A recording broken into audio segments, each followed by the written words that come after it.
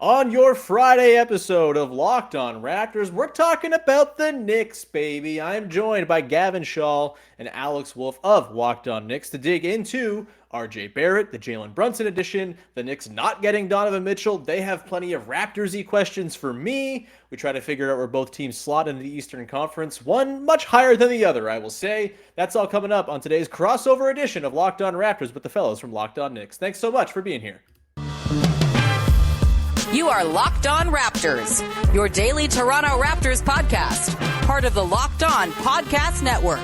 Your team every day.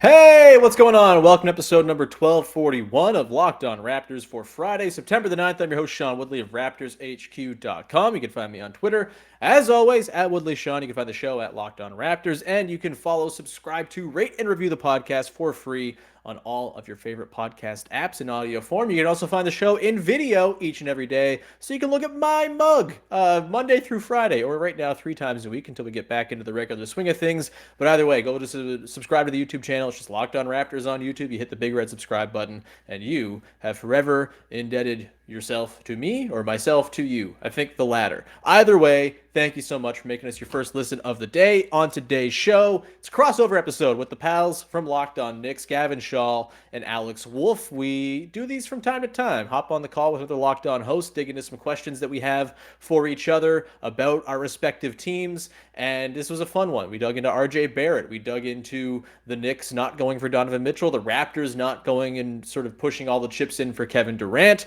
and so much more, as these two teams aren't exactly intertwined this season, I would say, considering the Knicks, I think, are in a very clear tier or two below the Raptors this year, but still, division rivals. Everyone likes the Knicks or likes to laugh at the Knicks at the very least. Hope it's an enjoyable show for you. Let's get to it. Without further ado, it's the Locked On Knicks crossover with Gavin and Alex.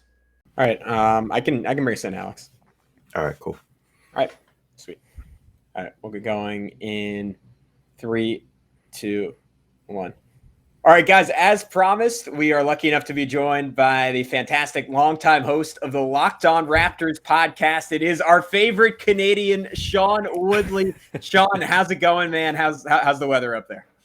I'm so thrilled to know I'm a better Canadian than RJ Barrett. You can't take that back now. I am your favorite Canadian. I meant currently residing. Currently residing. The qualifier is already in the episode description. You're not going to catch me on that. But I appreciate it, Sean. I might have missed that moment. You know, Gavin, I heard that come out of your mouth, and I was like, "Oh, what did you just say?" Yeah.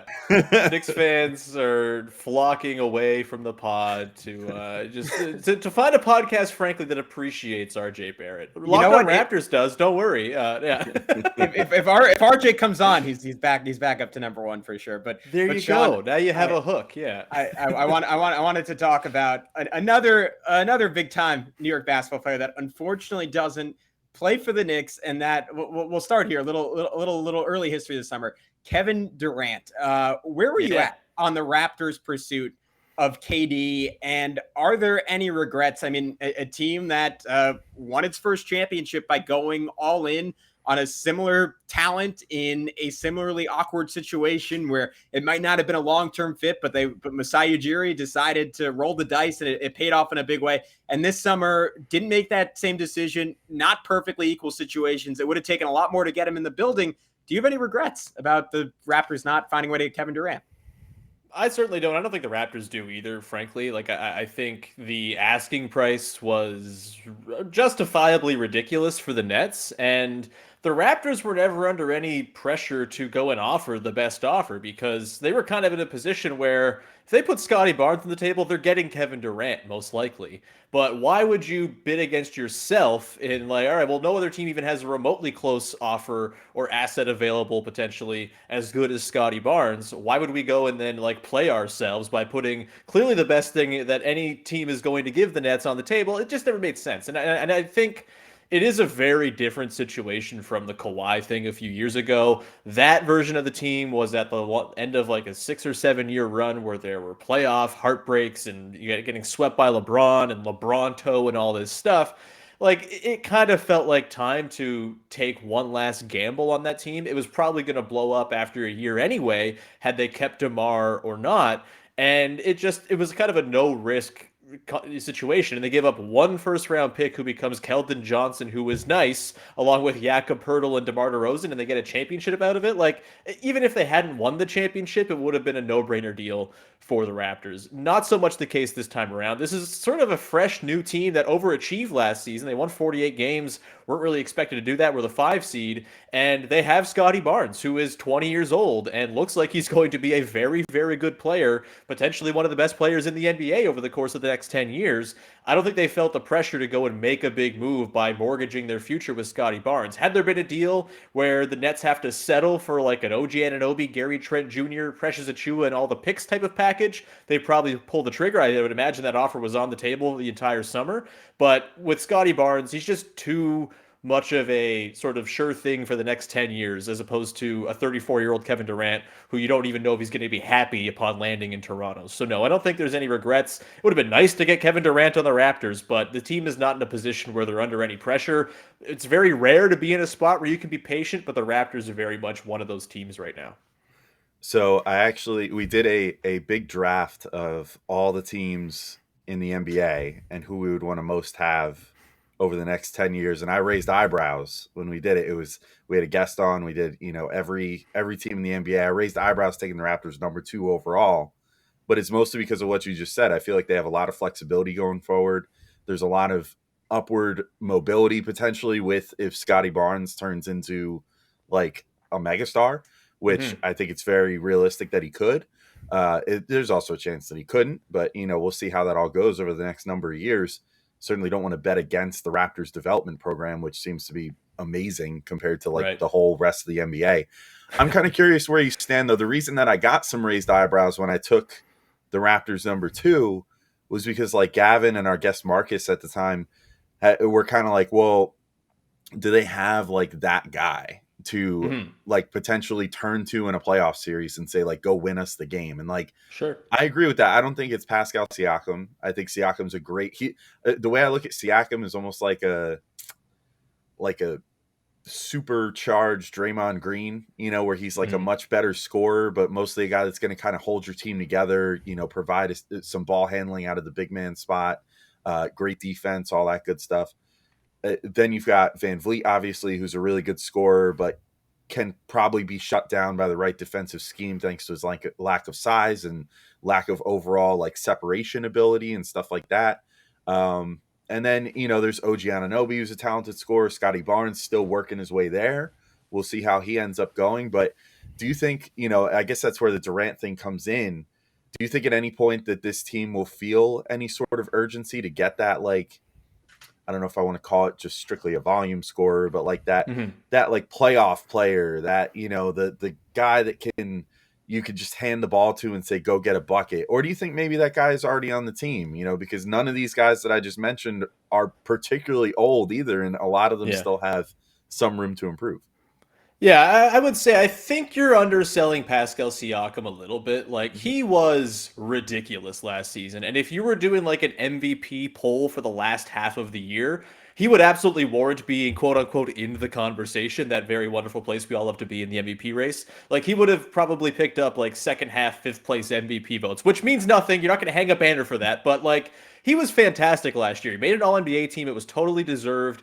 And he was essentially the engine of the Raptors offense. It was not totally dissimilar to what you see with like the Mavericks. Obviously, he's not Luka Doncic, but he was being asked to play as though he were Luka Doncic because they didn't have a whole lot else in terms of creation, especially down the stretch when Fred VanVleet was like horribly injured. He could barely walk. His knees were rubble. And Pascal had like this crazy usage rate. I think he was 4th in the NBA in total isolations last season. And he performed really, really admirably. The playmaking took another serious step and had kind of been in the growth phase for a couple of years, but it leveled up last year. And the scoring, I mean, he's an absolute ace scoring around the rim. He, really amped up his mid-range game, and it was mostly like his above-the-break three-point shooting that brought down any of his percentages. He was like, he was actually the best Raptor in terms of quarter three-point percentage last season. Like, he kind of did it all while also being the anchor of their defense. He is a lot closer to being quote-unquote that guy than I think a lot of people kind of give him credit for. Do I think he's the best player on a championship team? Probably not. Like, I think that's a lot to heap onto a guy who's 27, 28. Like, I don't know how much more growth there can be, but he's a damn good, like, he's already proven he can be the second or third best player on a team that literally wins the championship, and he is so much better than the player he was back when they won the title in 2019. He's made All-NBA twice since then.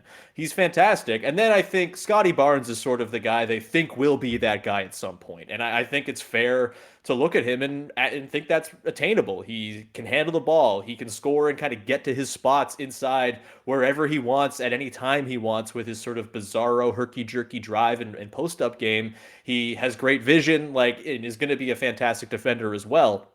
So I really do think that their reasoning for not going to get Kevin Durant was, well, what if Scottie Barnes is just that guy and he's one of the top 10 players in the NBA in 5 years anyway? Do we really want to go give up something for Kevin Durant, who is not a sure thing to even want to be here?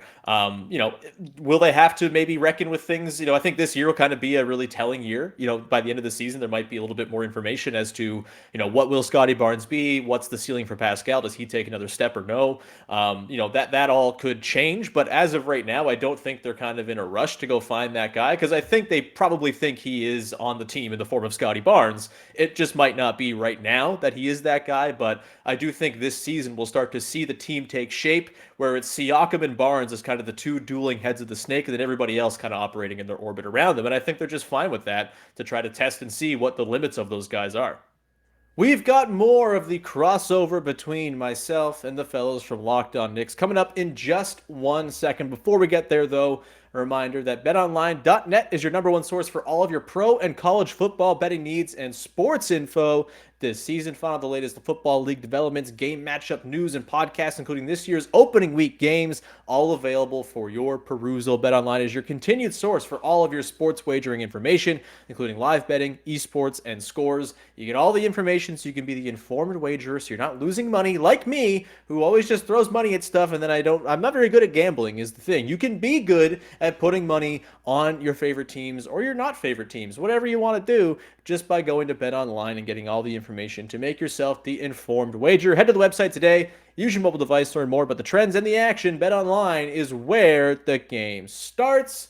And back to it now with myself, Alex Wolfe, and Gavin Schall of Locked On Knicks. Yeah, where do you think Barnes tops out as an offensive player? Because I can't say beyond when they play the Knicks, I've watched a ton of him, but to me, just on a very surface level, even though they're different players in a lot of ways, I see a lot of the same concerns and also a lot of the same things that excite me as I do about RJ Barrett as a guy who can, to your point, like figure out his way around the rim, perhaps is better touch than RJ once he gets there, does have that extra size that makes it a little bit less of a necessity than for RJ that he becomes dominant as a pull-up shooter. But then, you look at outside of Giannis, like the profiles of like all the best scorers in the NBA that aren't centers or Giannis. And it is sort of that, like that mid-range game, the pull-up 3-point volume is obviously so crucial, like how sophisticated their handle is, how explosive they are. Do you see him as someone who can eventually fit the profile of a Paul George type of player, for lack of a better term, or is he more unique, and is he going to be that good, but very much in his own way that's almost separate from the archetype of sort of the dominant big wing that I think Alex was kind of getting at earlier? I think that is probably closer to it, the latter there, Gavin. Like, I think Scottie Barnes has like this very distinct style of play, and he's also just like insanely strong. Like, that's the thing that really stands out. He was, I guess nominally a wing player on the Raptors last season, but like he was their biggest guy. This is not a team that had anyone over 6'9". Scottie Barnes, I think, it's like he's being wrongly listed at 6'9". He's enormous. Like, he played center for this team, and like it was like, oh yeah, obviously he's the biggest player on the floor. That makes sense. He's just long, he's broad, he's strong, he can move guys out of the way, basically at will, get to wherever he wants to go. I don't think he's ever going to be Giannis in terms of like the physical dominance that Giannis shows because that's like alien stuff. But I do think if you're going on like a sliding scale from your traditional sort of smooth handling wing like a Tatum or a Paul George to a Giannis who's more of this bruising sort of in your face type of dude, I kind of think he skews more towards the Giannis archetype of just like good luck trying to stop him because he's just stronger than you are, and sometimes that's all you need in basketball is to be able to get to the rim at will, which I think he's going to do. Like he was a really good rim scorer last season, pretty solid isolation guy, really confined matchups to exploit. And with the way the Raptors are built, like there's always someone with a matchup to exploit size wise as well, because the whole team is 6'8", 6'9" at most times. So they're always able to find those looks, and that really was a big part of how they got Scottie Barnes worked into the offense last season. I would imagine there will be a little bit more in terms of designed actions where he's the initiator, where he's running pick and rolls, things like that this season. As I hope they kind of move Fred VanVleet off the ball a little bit more. But yeah, like as far as like topping out, I don't think it's crazy to suggest that Scottie Barnes will be a top 10 player in the NBA at some point. Where he figures into the top 10, is he in the sort of swing the title contender tier where you're top 5, or is he more sort of the Jimmy Butler-ish range of guys? Like, I think it's probably closer to the latter, but also he was so far above expectations and was just like this supercomputer of learning basketball and learning from his mistakes all year long last year. I kind of have a hard time putting a cap on the dude. Like he is really, really special and was super fun to watch last season. I can't wait to see what's in store this year. But yeah, I think the Raptors got themselves a keeper in Scottie Barnes for sure. And I do think top 10 in the NBA is very much on the table for his future. Not guaranteed, it never is, but he's kind of got that vibe about him that he's just like better than everybody else and he kind of knows it. Well, so this begs the ultimate question with all these discussions on the Raptors. What do you think happens with them this year? Yeah, I think the Raptors are going to be surprisingly good. It's kind of their thing. We were talking off air before. The Raptors have hit their Vegas over 8 of the last 9 seasons, and the one season they didn't was the year where the whole team got COVID and they played in Tampa Bay for the season and were getting booed by their home crowd to the point that they stopped letting fans in the building. This team just wins a lot of games. Nick Nurse is really good at milking wins out of whatever roster he has. Even that Tampa season before things went to crap, they were like the 4th seed in the East, and then everything fell apart when all their guys went down. And so, like, they just have a track record of knowing how to pick up wins and knowing how to become a regular season wins machine. How that translates to the playoffs, it might be, kind of similar maybe to the previous editions of the Raptors with DeMar and Kyle, or maybe they're a little bit less equipped for the playoffs than they are the regular season, but that team also didn't really have anything in the way of large two-way wings. That's all the Raptors have, which, as we've seen, is kind of a thing that works out in the playoffs. So, and I think we saw in the Sixers series last year, while they lost because they were at a clear talent disadvantage, Gary Trent Jr. was sixth, Scottie Barnes missed 2 or 3 games with the ankle thing. Like, I still think we saw how that can kind of translate to the playoffs a little bit more maybe than sort of like a guard, small player oriented attack. I think, they're going to be a pretty good team. The fact that the Cavs are, going to jump up probably, and the Nets haven't fallen apart, and the Hawks got DeJounte Murray. Like, the East is going to be a bear, but I kind of think the Raptors have a pretty good shot at being like the 5 or 6 seed. I would have projected them for higher than that maybe before the Cavs and Nets moves and the news that happened with them, but they're going to be right in that mix in the Eastern Conference, and they're going to be a problem for any of those sort of upper contender, upper crust teams as well, because that's just what they do. They were really, really good against the best teams last season, and that led to them having 48 wins. Let's kind of pivot over to the Knicks side of things, guys, because I'm like fascinated by this team. I think they are, kind of a victim of being in a really stacked conference. And if it were a different era of the Eastern Conference, say, the mid 2010s, then the Knicks are probably being looked at like a 5 or 6, as like a 5 or 6 seed. But I kind of view them as sort of on the outside looking in, maybe in that 10th spot, maybe below in the East right now. But I do think there's a guy who kind of has a lot of upswing to him and could really kind of dictate things and be the fulcrum of some sort of expansion of what the Knicks can do. And that's RJ Barrett, your second favorite Canadian. There's always talk about Toppin and Grimes and Quickly and all these guys. To me, it just feels like Barrett's clearly the best of all these guys. He was the highest drafted, obviously. He seems like he's just obviously the guy you build around if you're the Knicks. And I think trading him for Donovan Mitchell would have probably been a problem. Am I biased in my Canadianness that I like RJ Barrett a little bit more than maybe the average person? Maybe, but what's your read on, like, maybe let's go Gavin first. Like, what's your read on Barrett? How good can he be? how good has he actually been? Like, it's so hard to sort of parse how good actually guys are versus like the hype of Knicksdom and all of that. Yeah. Where are you at with RJ Barrett, and like how can he sort of dictate the direction of this team going forward? Like, is he at all intertwined with what the upside of this team will be? Yeah, I think it's still very tricky because I think his first 3 years in the NBA for his type of game, he's had just about the worst offensive ecosystem that he plausibly Sure. could with a coach in Tom Thibodeau who, at least relative to the rest of the NBA, not that he doesn't run some good stuff, but is somewhat lacking in terms of creativity, playing with. Pretty much always a non-shooting center, which could hopefully change a little bit if he gets some run with Isaiah Hartenstein. But having to deal with Mitchell Robinson and Nerlens Noel throughout the first 3 years of his career, and then Julius Randle, who was a shooter for about half a season, and an incredibly good one for half a season, but that did not sustain outside of that. And the fact that Randle often hijacks the offense and kind of takes over the role that RJ ideally would be playing it. And now that went over a distinct shift the second half of last year where RJ was clearly the number one guy. It was obvious coaching staff, team, everyone was on the same page that it was sort of his bus to drive. And he did a fantastic job with that by and large. I think post All-Star break, he was right around 24 points per game. The efficiency wasn't as good as you wanted, but it certainly wasn't terrible. A big thing for him throughout the early portion of his career that he was near the bottom of the NBA in terms of his ability to finish at the rim, but he started compensating in that respect by going from really, really terrible to merely bad and getting to the free throw line far more. I think post All-Star, he was right around 8 free throws per game. That made a dramatic difference. If he could recover some of the shooting that he showcased his second year, where after the first 6 games of the season or so, he was right around 40%. A lot of those were on spot ups.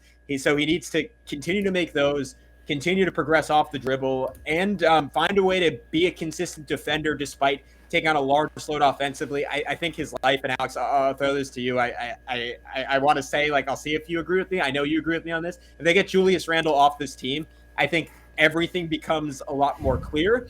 And I think the contract they got him on is frankly fantastic. I think it was pretty fair, even if he doesn't become much of a better player than he was the second half of last year. And he's 22 years old with a vicious work ethic, so he should continue to get better. But Alex, I know you're on the same page with me about being very excited about who RJ Barrett is, and perhaps even more excited about who he could be. Yeah, I mean, I think if I was gonna do like what you just did for Scottie Barnes, Sean, and kind of like set Yeah. like a somewhat realistic and somewhat lofty expectation, like I think at this point, I would say the lofty expectation would be that RJ ends up in that Jimmy Butler tier, like that would be like the best case scenario for him. I think we use Jimmy Butler as sort of a model for him a lot. Sure. And that's a guy that I've been bringing up as far as a ceiling comp for like the last 2 years, really, for him is like, he's not supernaturally athletic. He has great functional athleticism, but more importantly, he has like 99th percentile strength for his position. Right. Right. He's been built like a grown man since he was like 16 years old, and that shows. Like he definitely knows how to handle his body and generate contact. And finally, towards the end of last year, started getting some of those sort of star-esque calls. And I think from the All-Star break on, he was like top 4 in free throws drawn in the NBA or something like that. And it was a pretty high number. And he finally started kind of getting the respect of the refs.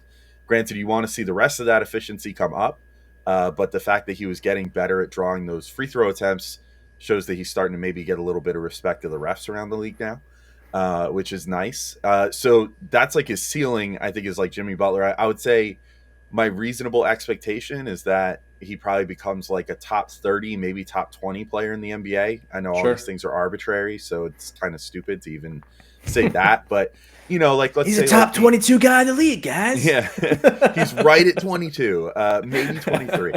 No, but like maybe in that like Chris Middleton type tier. And, I don't want to diminish Chris Middleton, who I think is an awesome player too, but like someone who could potentially be the second best player, second best scorer, whatever, initiator on a championship team, Sure. that can create shots, hopefully at all 3 levels. I think that that's realistic for RJ Barrett. As far as the part of your question about how linked he is to the Knicks potentially becoming successful, I mean, I think you alluded to it. Like, I kind of agree with you. I'm glad that they didn't trade him for Donovan Mitchell. Mhm. I think that they just locked him up to a pretty fair deal for a number of years. Granted, Donovan Mitchell isn't exactly on a mega deal either, so Sure. it's not like that would have been a huge thing. Like, oh, you're giving up $30 million RJ Barrett for $50 million Donovan Mitchell. Like, it is only about a $6-7 million difference between the two. That said, like, I think they signed him to a good contract with room to grow. And I Mhm. think that he should hopefully grow into that contract. I think right now he's not necessarily worth it, but for this next year, he's still on his rookie deal. So you get to judge Sure. him through that prism for one more year and then start making a decision starting next summer of like, okay, how smart was this contract to give to him? My overall thought on him to wrap up is I just never bet against RJ because it Sure. seems like he has that like 99th percentile work ethic That dog in and him, as they the say. dog in him. Yeah, as some might say, the Mamba mentality, whatever you want to call it. He seems to have that, despite being a number one guy in his like high school class and everything for so long. He doesn't seem to have ever let that get to him. Mhm. He's always seems pretty humble and willing to work and put in work into his game. And I'm really excited to see what he comes with, to start this season because it seems like every year he kind of surprises us with some cool new skills. So I think the Knicks could go as high as he takes them, or he could just be that fixture that is there for a long time and is just sort of lying in wait for when they do get that like number one Sure. guy to take them over the top. So they didn't get the number one guy, who I don't know if you deem Donovan Mitchell an actual number one guy or not. There's lots of number one guys. They're not all made the same. But either way, you didn't get Donovan Mitchell. The Knicks did not. Obviously, much has been made of the negotiations with the Jazz not calling back, maybe because they're mad or something about. I don't know. It all seemed like a very messy trade negotiation from the very beginning, from going back to when all the Knicks showed up at the playoff game just to kind of creepily scout Donovan Mitchell or whatever. Like it was Or a very Jalen bizarre. Brunson, or Jalen Brunson was there There too. you go. There you go. I'll ask you about Jalen Brunson in a sec, but like Donovan Mitchell, they don't get him. Yeah, I don't think they should have traded RJ Barrett for him. At the same time, like you gotta at some point pull the trigger on one of these guys, and not getting him now, it kicks the can down the road a year or two potentially, and then you don't know what the situation's going to be then. Ultimately, do you think that the Knicks will regret not just sort of ponying up whatever the hell the Jazz were asking for and getting Donovan Mitchell into Madison Square Garden? I don't think so. And I think that's simply because they didn't have the tertiary pieces that the Cavs have to leverage someone like Donovan Mitchell. And the Sure. Knicks alleged big concern, and I say alleged because the final package Knicks were offering was still very, very substantial. And seemingly the reason the Knicks did not want to give up a package that substantial, especially in terms of future pick equity, was they wanted enough of those assets left to make a trade for a second star down the Mhm. line. I think the counter argument to that is you get Donovan Mitchell in the building, you become, or you continue to be, as they have been the last 2 years, fairly competent, and in turn you attract another star in free agency. But as we've seen of late in the NBA, that's not really the typical pathway for star movement. Guys are usually finding a way to get the biggest possible contract with their own teams and asking for a trade down the road. And in turn, I just think it would have left the Knicks somewhat trapped.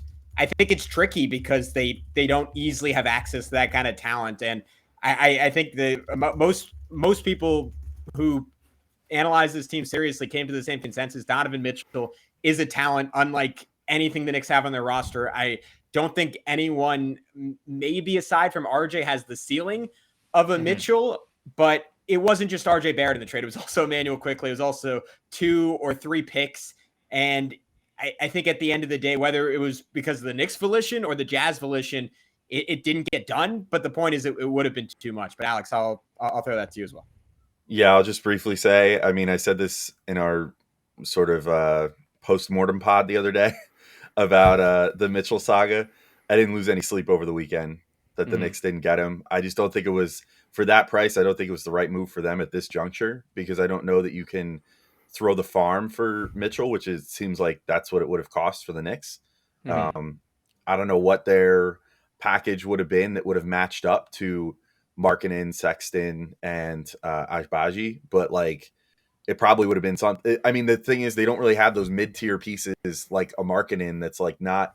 I would say that I would rank like Top and Quickly especially Barrett, Grimes ahead of Markkanen based off of the potential still untapped Sure. there versus what you've seen with Markkanen. But the Knicks don't really have a piece that's like in between that and like Evan Fournier, Yeah. so it would have been like, okay, you would have had to sort of overpay on the players. They would have still wanted all the same picks. Like, I just don't think it would have been the right move for them at this juncture, because I think it would have capped them at maybe 5 seed ish, with how the East is right now.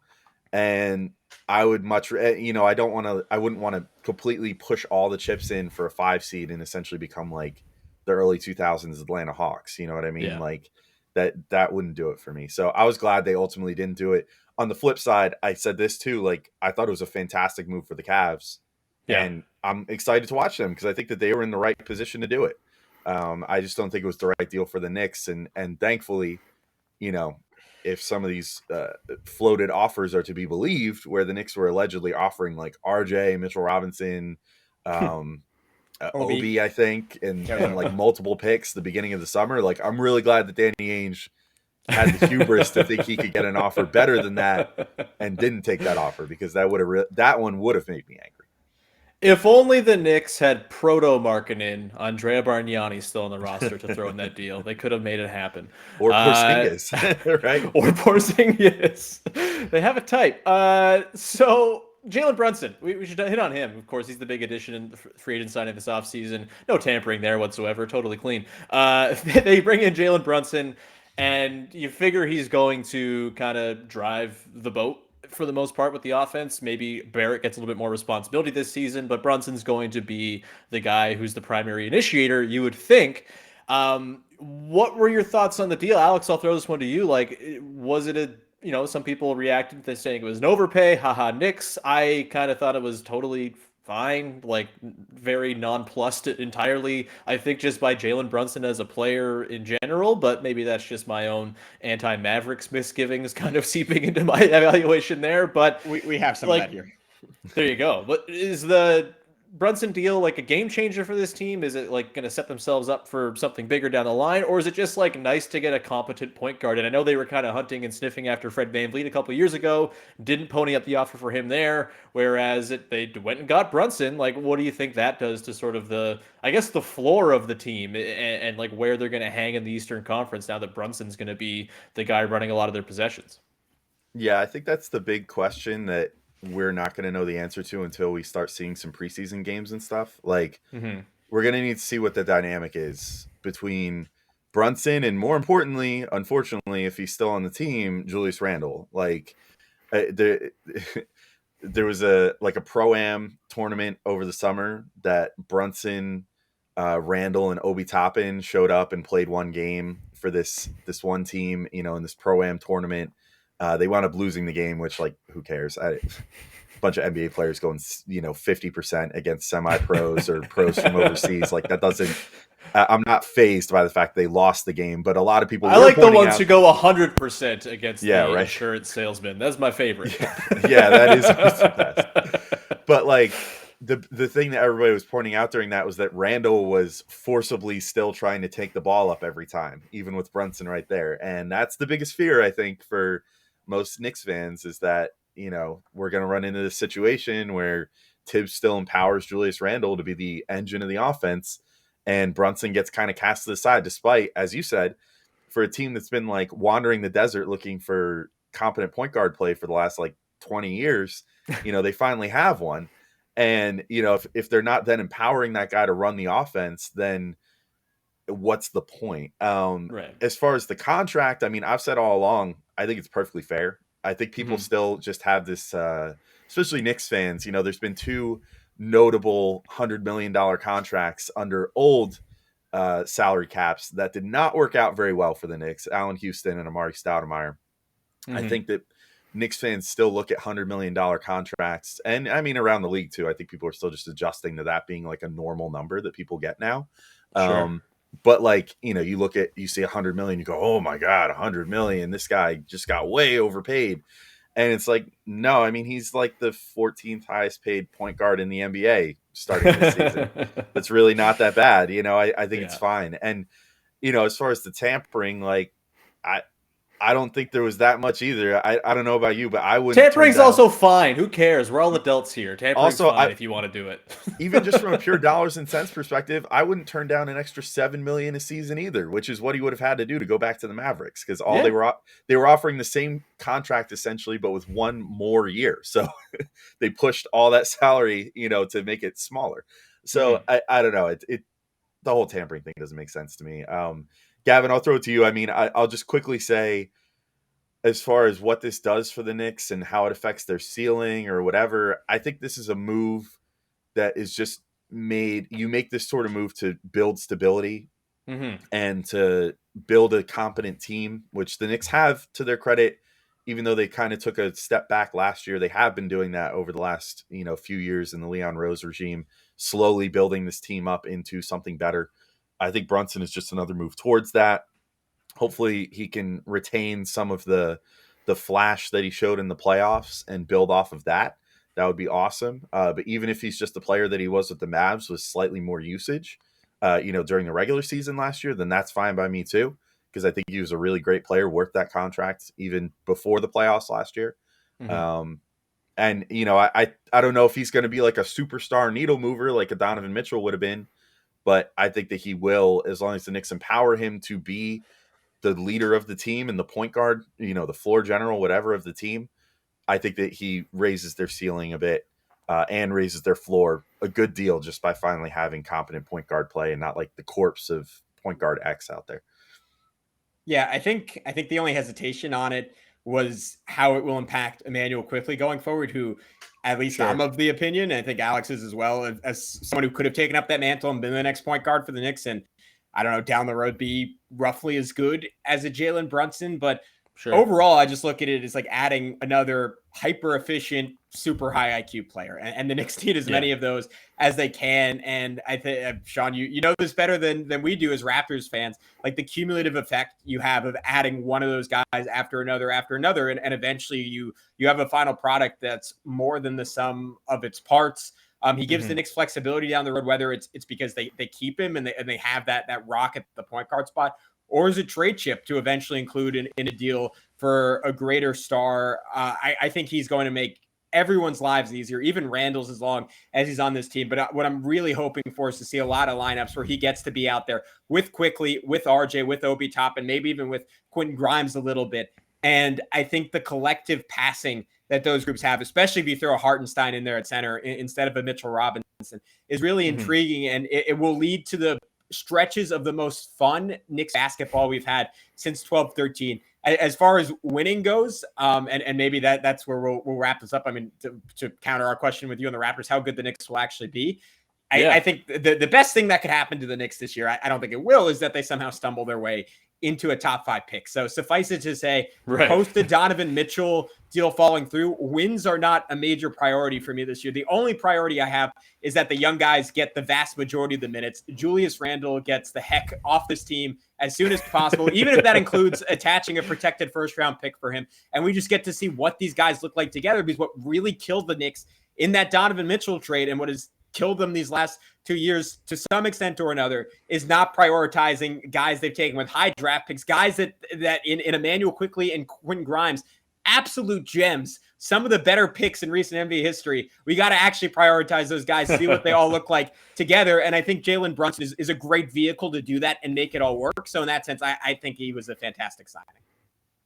Yeah, I think I'm with you in that, like, wins probably aren't, like, top priority for the Knicks this year. If they make the 10 seed, I wouldn't be, like, stunned, but I kind of think we'll probably see, like, the Wizards have to try, right? Like, they don't have any other choice. They kind of have to try to go win 38 games and be the 10 seed. Like, God, that bottom part of the East makes me sad. But my last sort of one on this, related to the whole losing thing, if they do go and lose games this year and don't make the playoffs again for the second straight season after getting losing 5 to the Hawks a couple years ago, like, you mentioned competence, and like, it's been competent and like mostly quiet by Knicks standards under Leon Rose in the last couple years.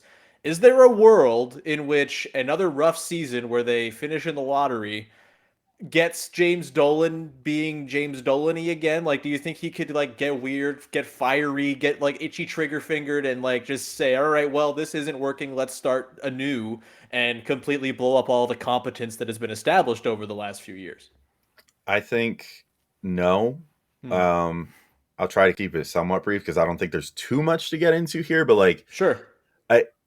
Dolan hasn't really, outside of firing GMs and presidents that were clearly incompetent at the time. Sure. Like Phil Jackson went like fully off his rockers towards the end of his tenure. Steve Mills and Scott Perry, they whiffed on the summer of 19, and then things were underwhelming that next year, and that led to the change there in early 2020. But I think that ultimately the only reason that Mills and Perry got canned was because of Leon Rose saying that he would do the job, basically. Right. Because there was a very quick turnaround. Like, people were like, oh, wow, there's going to be a long search for the next, Pobo or GM of the Knicks. And then like 2 weeks later, it was like, okay, Leon Rose is president now. Like, deals are being finalized. He's closing up all of his, all his books at CAA, but he's going to do it.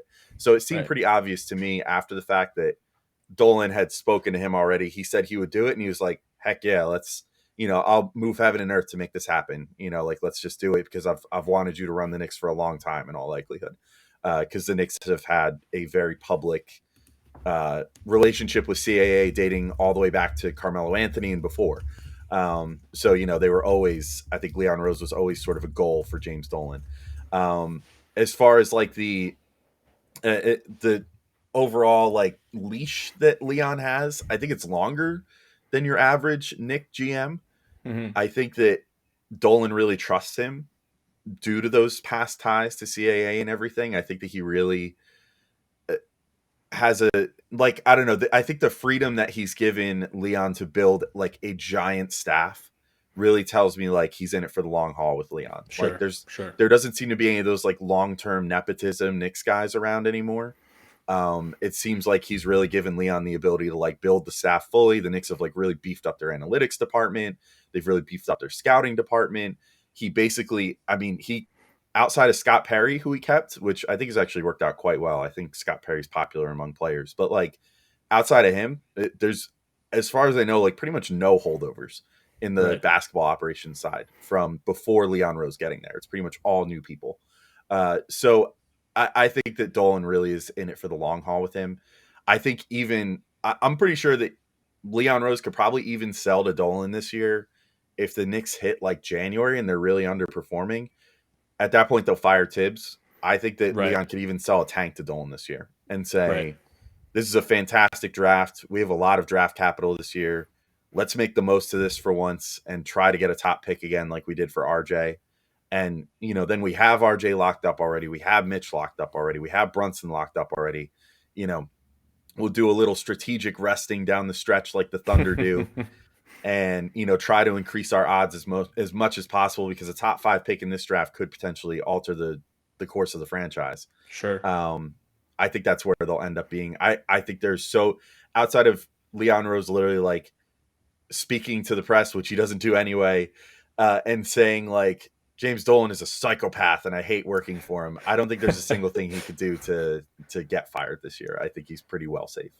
Plus, the New York Rangers are good right now, so Dolan's happy. Like, that's all he wants is the Rangers to be good. Yeah, exactly. Priority.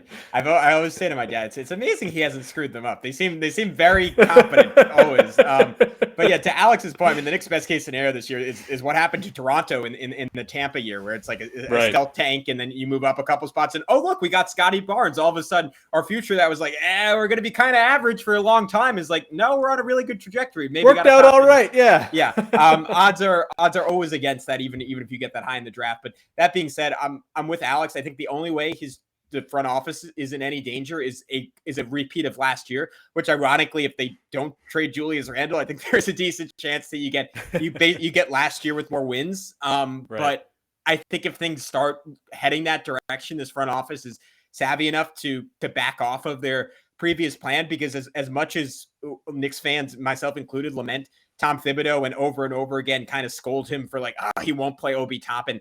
And it seems pretty clear on some level that's endorsed by the front office, continuing to bring in these veterans. And then weirdly, on other times, they're not on the same page, like where they trade for Cam Reddish, but there's not a spot in the rotation for him. All that is to say, I think as long as the team is fun, fans don't care, and Dolan doesn't care how many games this team plays. I think it was from Ian Begley, but there was reporting out there that Dolan wasn't particularly upset about the Knicks not getting Donovan Mitchell because he feels as if RJ Barrett is that type of draw for the Knicks already. And now, to be clear, I think Mitchell would have taken it to another level in that he's just flat out one of the most exciting players on the planet. But Barrett brings that attractiveness, and Emmanuel Quickly and Obi Toppin bring that hype. They bring that energy. You actually play all those guys 30 minutes per game. The vibes around the Knicks will be the best that they've been in 10 years and more sustainable than they've been in 25 years. So there's a lot to look forward to. The Knicks just can't lean into their worst tendencies from the past. But Sean, I think that's a fantastic place to wrap this one up. Before we let you go, though, can you remind everyone where they can find all your great work? Yeah, you can find me on Twitter at Woodley Sean. It's on the screen there for those watching on YouTube. Last name, first name, because some dude in Australia got Sean Woodley, and I'm working on it, but he's blocked me at this point. You can also, check out Locked On Raptors every day in your favorite podcast apps, and on YouTube. It's doing off-season stuff. We did a lot of Kevin Durant talk in the off-season. That was lovely to keep us going, and now we look ahead to what should be a pretty fun 2022-23 team. Sean, we get a lot of mean comments on YouTube whenever we talk about the Raptors. Is there any way you can send out a message to Raptors Nation that we're friends? Yeah, look, the Knicks have been very bad for most of everyone's adult lives at this point. Why you got to be mean? Like, go be mean to Celtics fans. They're the worst. We can all agree on that. This Knicks is what I fans, always say. I've never truthfully, Knicks fans are the best fans online. You guys are like self-loathing. You hate your team. That's what you want, baby. You guys are the best fans. So, I think if you guys ever got good, it would actually be bad for the vibes of the Knicks fans online, for sure. So, while I'm not rooting for you to be sad all the time, I kind of am, I guess. I've never understood the whole the hate of the Knicks and Knicks fans either. I'm like, it's just like the national narrative of like, screw the Knicks. So like, kick someone while they're down. Why don't you? Yeah, we're crapping on ourselves. There's no need for you to do it. I think that's like, oh man, those Kings fans are so annoying. They're the worst. They're high and mighty. Yeah, 20 years without the playoffs. They think they're the best. There. Yeah. At any rate, Sean, make sure to tell them that I had the Raptors as my top draft pick in our futures drafts. So that there you go. You have that, and also you have that I am their favorite Canadian. So Raptors fans, if you like me, don't be mean to the people whose favorite Canadian is me. So there you go. To be fair, we got to wrap this up. Yeah, we can't keep people about this. Sean, thank you so much for Alex. I'm Gavin Schall. Appreciate you tuning in. We'll be back early next week. Until then, peace out. We'll talk to you soon on Locked On Knicks.